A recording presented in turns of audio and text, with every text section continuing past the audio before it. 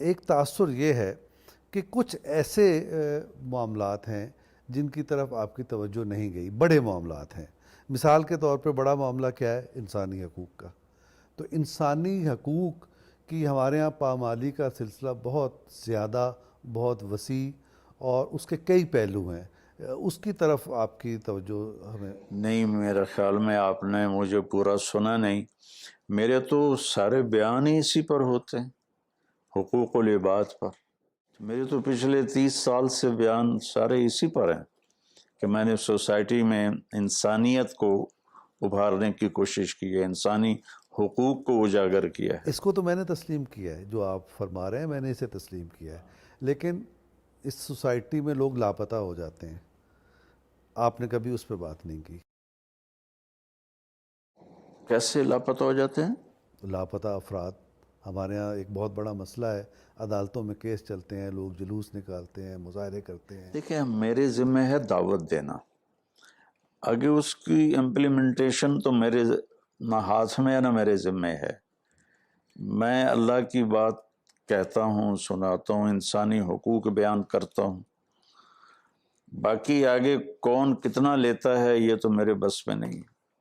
یعنی اگر کوئی یعنی خاندان توڑ دیے گئے، کسی خاندان کا سربراہ اٹھا لیا گیا، کسی کا نوجوان اٹھا لیا گیا، یہ ایک انسانی حقوق کی خلاف ورزی ہے نا، اور یہ یعنی حقوق العباد میں آتا ہے. تو اس کو آپ نے کبھی مذمت بھی نہیں کی آپ نے اس عمل کی؟ دیکھیں، ہمارے تبلیغ کا ایک اصول ہے کہ ہم مذمت نہیں کرتے، پازیٹیو بات کرتے ہیں، نیگیٹو بات نہیں کرتے، کسی کو برا نہیں کہتے، اچھائی کو بیان کرتے ہیں. اچھائی کو اتنا بیان کریں کہ برائی اس میں دب جائے. اچھا، میں نے آپ کو ایک مسئلے کی طرف توجہ مبذول کرائی، یہ جو لاپتہ افراد ہیں. اسی طرح ہمارے ہاں عوام کی رائے کو بلڈوز کر دیا جاتا ہے. یعنی کچھ ایسے ادارے پالیسی بنانے لگتے ہیں، ایسے ادارے حکومت پہ قابض ہو جاتے ہیں جن کا یہ کام نہیں ہے.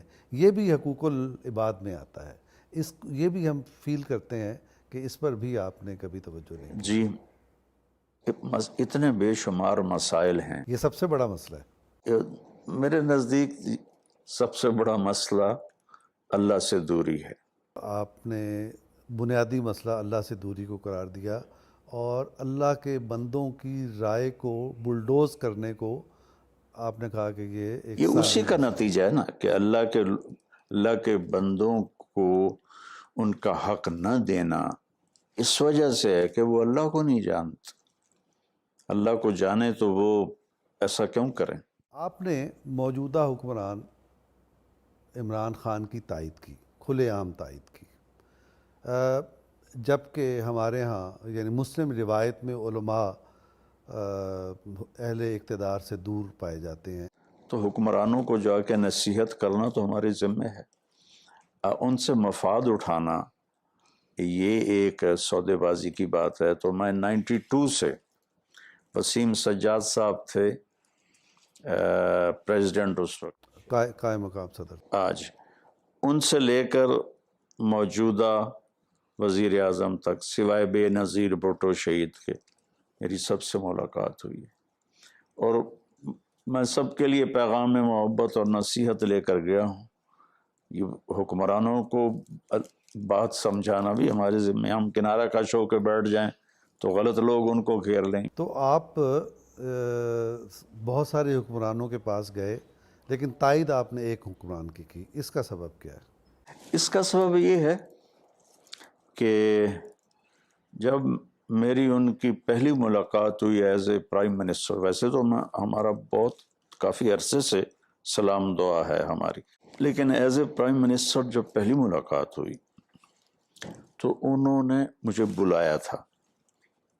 تو مجھ سے کہنے کہ مولانا میں نے آپ کو اس لیے بلایا ہے کہ میں چاہتا ہوں میری یوتھ اپنے نبی کے ساتھ جڑ جائے اور ان کی زندگی کو اپنائے، چونکہ میرے اندر جو تبدیلی آئی وہ اپنے نبی کی زندگی کو پڑھ کے آئی.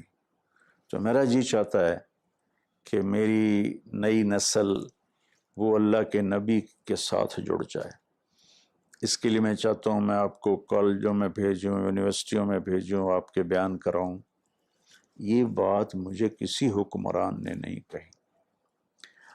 اگر وہ اس میں کامیاب ہوتے ہیں یا نہیں ہوتے وہ ایک الگ ایشو ہے، لیکن اس بندے کی سوچ سے میں بہت متاثر ہوا. نے فرمایا کہ عمران نے کہا کہ میری زندگی بدل گئی حضور صلی اللہ علیہ وسلم کی زندگی کا مطالعہ کر کے، سیرت کو پڑھ کے. تو آپ بہت عرصے سے ان کو جانتے ہیں، آپ ان کی زندگی میں کیا تبدیلی محسوس کرتے ہیں ماضی میں اور اب میں؟